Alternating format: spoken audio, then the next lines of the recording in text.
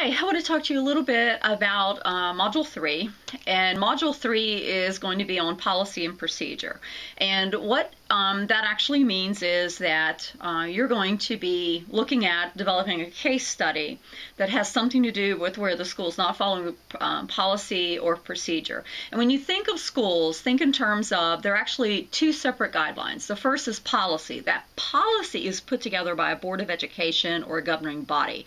And policy is for you to follow. You do not have a choice. Procedures are normally guidelines. They're a step-by-step process to do something.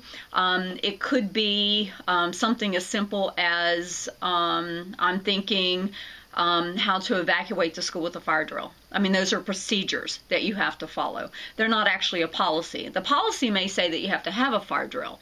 The procedures tell you how you would implement that, or how many times you monitor it, or all the things that you do.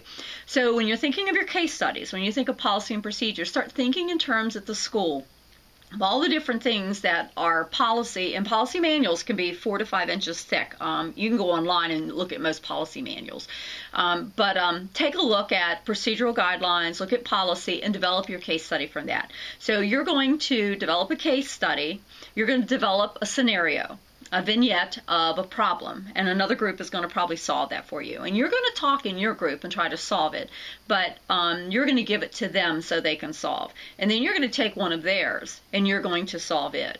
So when you're doing your research should somewhat parallel with the scenario that you've come up with. Like, you don't want a scenario on a policy on suspension and then turn around and all your research is on teacher discipline. So try to coordinate those, because then the other group can use that as a guideline. It's kind of like gives them a fact sheet and then a vignette or a scenario that they can work from.